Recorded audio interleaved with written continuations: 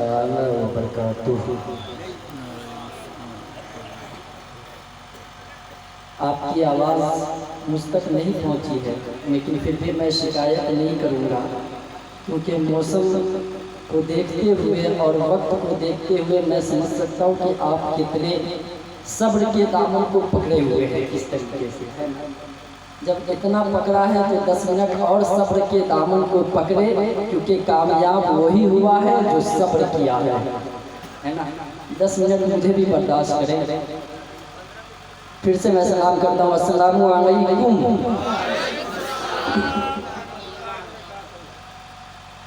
نحمدہ و نصلی علی رسولہ الکریم، اما بعد، فاعوذ باللہ من الشیطان الرجیم، بسم اللہ الرحمن الرحیم۔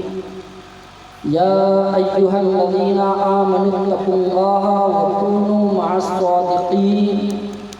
صدق اللہ العظیم وصدق رسولہ النبی الامین المتین الکریم، ونحن على ذلك لمن الشاهدين والشاكرين والسامعين، والحمد لله رب العالمين۔ برادران ملت اسلامیہ، جیسا کہ آپ اپنے ماتھوں کی نگاہوں سے دیکھ رہے ہیں کہ رونق اسٹیج چترویدی مہاراج حضرت علامہ مولانا عادل حسین صاحب اللہ والنورانی تشریف رکھتے ہیں، تو دوسری جانب آپ کے گاؤں کے خطیب و امام ناصر مسلک اعلیٰ حضرت خطیب اہل سنت حضرت حافظ و قاری عمران رضا خان صاحب اللہ والنورانی تشریف رکھتے ہیں۔ ان لوگوں کی دعاؤں کے سہارے میں 10 منٹ کے لیے آپ کی بارگاہ میں حاضر آیا۔ دعا ہے کہ رب کریم میرے کہنے اور آپ کو سننے سے زیادہ اس پہ عمل کرنے کی توفیق و رفیق عطا فرمائے، آمین ثم آمین یا رب العالمین، بجاہ سیدنا محمد صلی اللہ علیہ وسلم۔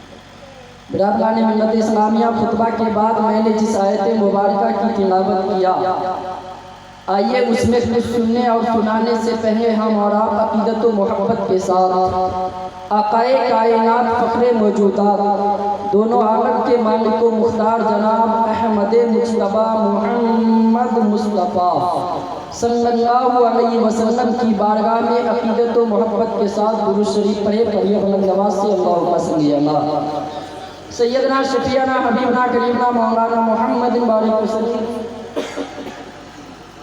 صلو علیہ صلاۃ و سلام علیک یا رسول اللہ صلی اللہ تعالی علیہ وسلم۔ برادران ملت اسلامیہ، خطبہ کے بعد میں نے جس آیت مبارکہ کی تلاوت کیا، رب قدیر قرآن مقدس کے اندر ارشاد فرماتا ہے، یا ایھا الذین آمنوا اتقوا اللہ، اے ایمان والو اللہ سے ڈرو، وکونوا مع الصادقین، اور سچوں کے ساتھ ہو جاؤ۔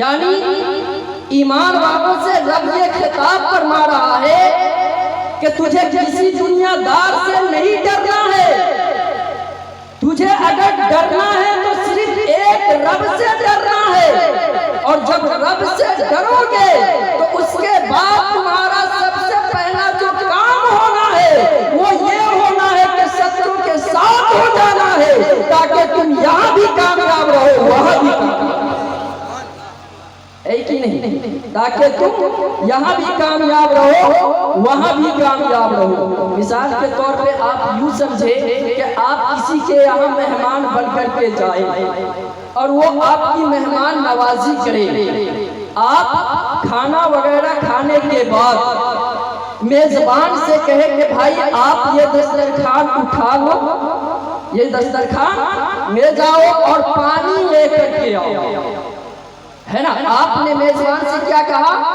کہ یہ دسترخوان لے جاؤ اور پانی لے کر کے آؤ، تو پتہ کیا چلا میزبان کے اوپر حکم کیا ہوا کہ وہ دسترخوان اٹھا کر کے جب لے جائے گا تو فوراً آپ کے لیے وہ پانی لے کر کے آئے گا، کیونکہ آپ نے اسے کہا کہ دسترخوان لے جاؤ اور پانی لے کر کے آؤ۔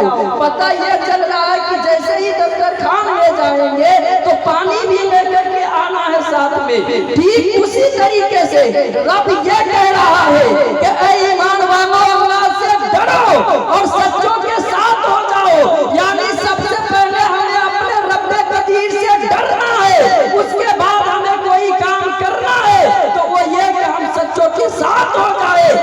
کہ ہماری یہاں کی بھی زندگی کامیاب ہو، وہاں کی بھی زندگی کامیاب ہے کہ نہیں؟ اور کیسے ڈرنا ہے؟ سب سے بڑی بات تو یہی ہے کہ ہم جانتے ہی نہیں کہ ڈرنا کیسے ہے، ہم اپنے رب سے کیسے ڈریں۔ ڈر کیا چیز ہوتا ہے میں یہ بتا کر کے رخصت ہو جاؤں گا، اور سچے کون لوگ ہوتے ہیں وہ بتا کر کے میں رخصت ہو جاؤں گا۔ ڈر کیا ہوتی ہے میں آپ کو بتاؤں گا۔ کسی بندہ کے اندر سانپ کا ڈر پیدا ہو، سانپ جانتے ہیں نا، سانپ کا ڈر پیدا ہو، خوف پیدا ہو کہ اگر میں سانپ کے قریب گیا، اگر میں سانپ کے قریب گیا تو وہ مجھے ڈس لے گا، میں مر جاؤں گا۔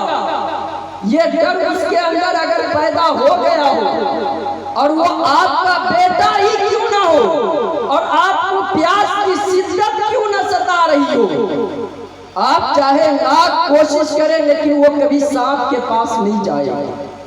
کیوں؟ کیونکہ اس کے اندر سانپ کا ڈر پیدا ہو گیا ہے، سانپ کا خوف پیدا ہو گیا ہے۔ برادران ملت اسلامیہ اس کو یوں سمجھے کہ اگر آپ کو پیاس کی شدت ستا رہی ہے اور آپ نے اپنے بیٹے سے کہا کہ بیٹا جا انڈے کے پاس اور پانی لے کر کے آپ، مجھے پیاس کی شدت ستا رہی ہے۔ برادران ملت اسلامیہ، اور آپ کے بیٹے کے اندر سانپ کا ڈر موجود ہے کہ اگر میں سانپ کے قریب گیا تو سانپ مجھے کاٹ لے گا، تو آپ چاہے لاکھ کوشش کرے وہ لڑکا کبھی بھی سانپ کے قریب نہیں جا سکتا۔ وہ فوراً یہ کہے گا ابا حضور آپ چاہے تو مجھے اسی جگہ مار ڈالے، مجھے منظور ہے، لیکن میں سانپ کے قریب نہیں جا سکتا، کیونکہ اگر میں سانپ کے قریب گیا تو وہ مجھے ڈس لے گا اور میں مر جاؤں گا، ہے کہ نہیں؟ کیونکہ اگر میں سانپ کے قریب گیا تو مجھے ڈس لے گا، میں مر جاؤں گا۔ یہ اس کے اندر خوف پیدا ہو گیا۔ تو آپ چاہے جتنی بھی کوشش کریں وہ سانپ کے قریب نہیں جائے گا۔ ٹھیک اسی طریقے سے ہمیں اپنے اندر رب کا ڈر پیدا کرنا ہے، خوف خدا پیدا کرنا ہے۔ اگر اس طریقے سے خوف خدا کو پیدا کر لیے تو ہم ہر برائی سے محفوظ ہوتے ہوئے نظر آئیں گے، ہر گناہوں سے محفوظ ہوتے ہوئے نظر آئیں گے۔ آج جو ہم جوا کی اڈوں کو آباد کرتے ہیں، شراب کی اڈوں کو آباد کرتے ہیں، زنا کی اڈوں کو آباد کرتے ہیں، دن بھر میں سینکڑوں جھوٹ بولتے ہیں، دن بھر میں سینکڑوں غیبت کرتے ہیں، یہ کیوں ہوتا ہے؟ آخر اس کی وجہ کیا ہے؟ تو اس کی سب سے بڑی وجہ یہ ہے کہ ہم نے اپنے اندر خوف خدا پیدا نہیں کیا، خدا کا ڈر ہمارے اندر موجود نہیں ہے۔ یہی وجہ ہے کہ ہم طرح طرح کے برائیاں کرتے ہوئے نظر آ رہے ہیں۔ اگر ہمارے اندر خوف خدا ہوگا تو جیسے ہی ہم جوا کے قریب جائیں گے بس فوراً میرا دل یہ گوارا نہیں دے گا کہ میرا رب مجھے دیکھ رہا ہے، کوئی دیکھے یا نہ دیکھے، میرا رب دیکھ رہا ہے۔ جب آپ کو رب کا ڈر ہوگا تو جیسے ہی جوا کے قریب جائیں گے آپ کا رب آپ کو یاد آئے گا، اور جب رب یاد آئے گا تو آپ وہاں سے بچتے ہوئے نظر آئیں گے۔ جیسے ہی شراب کے قریب جائیں گے آپ کو آپ کا رب یاد آئے گا کہ اگر میں شراب پیا تو جہنم کی آگ مجھ پر بھڑکائی جائے گی قبر میں، اور سانپ اور بچھو ڈسیں گے ہمیں قبر میں۔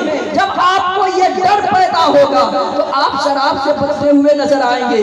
جب جھوٹ بولنے کی کوشش کریں گے اور آپ کو پتا ہوگا کہ جھوٹوں پر خدا کی لعنتیں ہوتی ہیں، فرشتوں کی لعنتیں ہوتی ہیں، جب آپ جان لیں گے کہ نیک بندوں کی لعنتیں ہوتی ہیں جھوٹوں پر، کیونکہ میرے آقا کریم نے فرمایا اے لوگوں سنو، جھوٹوں پر خدا کی بھی لعنتیں ہوتی ہیں، فرشتوں کی بھی لعنتیں ہوتی ہیں، میری بھی لعنتیں ہوتی ہیں، اور تمام نیک لوگوں کی لعنتیں ہوتی ہیں۔ آج جو ہم کہتے ہیں کہ مسلمان ترقی نہیں کر رہا ہے، ہم تو کماتے ہیں لیکن اس میں برکتیں نہیں ہوتی ہیں، ہمارے گھر میں برکتیں نہیں ہوتی ہیں، آخر اس کی وجہ کیا ہے؟ تو اس کی وجہ یہی ہے کہ جب ہم پر خدا کی لعنتیں برس رہی ہوگی تو پھر خدا کی رحمتیں ہم پر کہاں سے نازل ہوں؟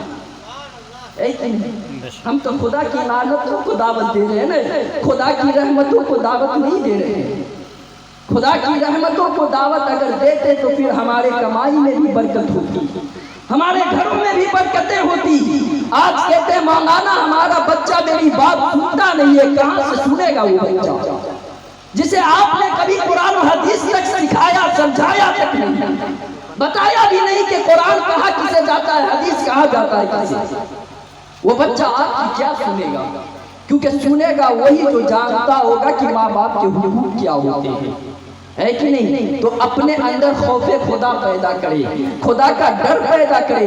हर इंसान को दुनिया से कुछ करना है, और जब खौफे खुदा पैदा हो जाए, खुदा का डर पैदा हो जाए, तो सच्चों के साथ हो जाए। कुरान ने कहा सच्चों के साथ हो जाओ। तो सच्चे कौन हैं? वही बुजुर्गाने दीन हैं जिनके बारे में अल्लाह तबारक व तआला ने कुरान मुक़द्दस में इरशाद फरमाया, ऐ लोगों सुनो, अला इन्ना खौफुन अलैहिम व हुम यहज़नून, कि सुनो यही वो लोग हैं जिन्हें किसी भी तरीके का न कोई गम है न कोई डर है कि नहीं?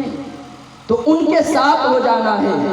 आपको पता है गौसे पाक की ये महफिल है, गौसे पाक 6 बरस की उम्र में, 6 बरस की उम्र में गौसे पाक की अम्मी जान तैयबा ताहिरा ने कहा कि बेटा चाहे जैसी भी मुसीबत आ जाए तो कभी झूठ न कहना। तो मैं कराम तशरीफ रखते हैं, बेटा चाहे जैसी भी मुसीबत आ जाए तो कभी झूठ ना कहना, जान तो जाए लेकिन झूठ नहीं कहना। बिरादरान मिल्लत इस्लामिया हुजूर गौसे पाक 6 बरस की उम्र में जब अम्मी से ये बात सुनते हैं कि चाहे जैसी भी मुसीबत क्यों ना आ जाए झूठ ना कहना, गौसे पाक रज़ी अल्लाह तबारक व तआला अन्हु उसी बात पर अमल करते हुए जब आगे निकले मुसाफिरों के साथ, तो एक जगह ऐसा आया कि आप पर हादसा हुआ, एक ऐसा हादसा हुआ काफिला वालों पर कि सबके मांगो जर लूटे गए, जितने डाकू थे सबने सबका सब कुछ छीन लिया।